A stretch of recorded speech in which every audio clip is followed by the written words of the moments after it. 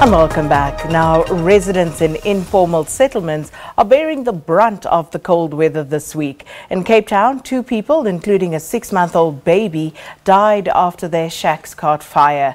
In Gauteng, 40 shacks burned down as temperatures plummeted to an overnight low of -3 degrees Celsius. The city of Johannesburg's emergency management services say that people should be cautious and try to avoid accidents. Their spokesperson, Robert Mulaudzi, joins us now to tell us more about this. Robert, thanks so much for coming through this morning. Good morning, and Sakina, and morning to the viewers out there. So perhaps a good place to start would be with those shacks in Alexandra and Soweto that were razed. What is the latest on that? Yeah, the latest is that the rebuilding process is underway, and also our disaster management together with other our NGOs who normally assist us when we have disasters like this ones. They're assisting us. Organizations like Gift of the Givers, they were on site from yesterday, handing over some food parcels and also some building materials to the residents to start rebuilding their shacks. And of course, it's not an ideal situation, because it seems as though we cover this ground every year of, people trying to warm themselves, to steel themselves against the inclement weather, and we end up with these disasters. Yes, it's, as long as, Sakina, as long as these residents are staying where they are, I think we'll always have, this kind of, incidents. Maybe from my side, I have an opportunity to actually be where they are and feel, what they feel when it's cold like this. So I think they are, with their living conditions, we have to expect that we will always have this kind of incidents. I think the powers that be, they see the situations, they will have to do something about it. However, from our side as a fire service, we have to do something about it. Hence, we during this time of the year, we conduct, your door-to-door campaigns, advising them on the safe use of the heating devices they use. It's things like paraffin stoves, candles. Some they're still using what we call imbawula.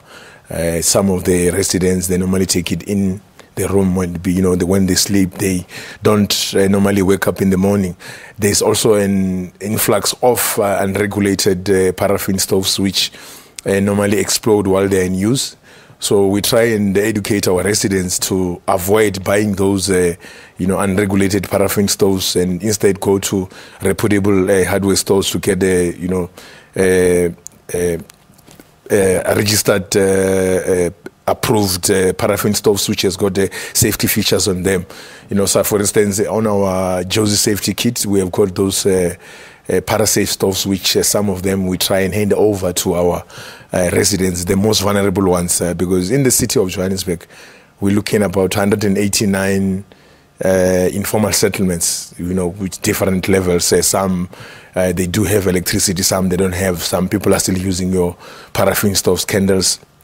Of these devices still they makes them vulnerable to this fire incident. So I think that from our side as emergency services, we're really doing our best to prevent these fire incidents and fatalities. So you've embarked on these campaigns, but how receptive are the residents to the message that you bring? I will say the residents are working together with us very well. We have seen a reduction in terms of the number of fire incidents we respond to, during comparing to the other years. Like for instance, 2016 around winter period between June and around August, we had about 790 fire incidents in our informal settlements and about 23 people losing their lives. The last year, which was 2017, we had about 242 and 8 people losing their lives. So we had a huge reduction in terms of the number of fire incidents and also fatalities. However, right now, we already had a number of incidents where people have lost their lives. Like, for instance, day before yesterday, we had an incident in Meadowlands where a young girl lost their life in one of the shack fire incident in Meadowlands Zone 5. So, one life loss is too many for us. So we're just hoping that maybe this year we'll be able to reduce again that number. to prevent this kind of incidents and fatalities.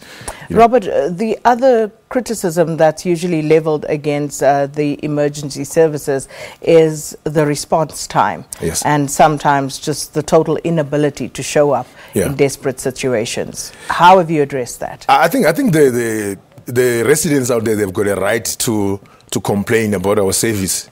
We have got a responsibility to save lives and properties of the residents of the city of Johannesburg. So the residents have got a right to complain about our service, and I think they were right because most of our vehicles are very old. I mean, we took time to replace most of them. However, we are doing something about it now. We've got a vehicle replacement program which it's in progress now. I think 2 weeks, 3 weeks ago, we have had an event in Florida where we're handing over some of these vehicles, replacing the older vehicles with the new ones. So I will say right now, yes, we are capable of rendering, professional and effective emergency, be it medical and fire and rescue services.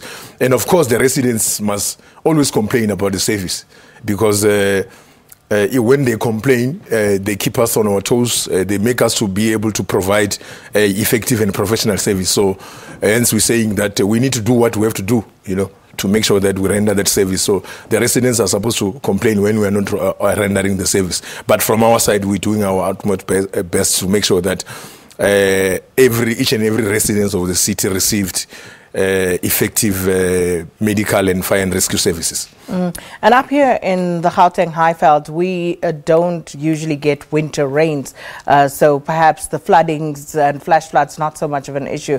But with regard to the fires, what sort of advice can you leave our viewers with? How can they stay safe? Yeah, we're urging them right now, Sakina, it's school holidays. Firstly, we're very much disturbed about the number of incidences which involve young children.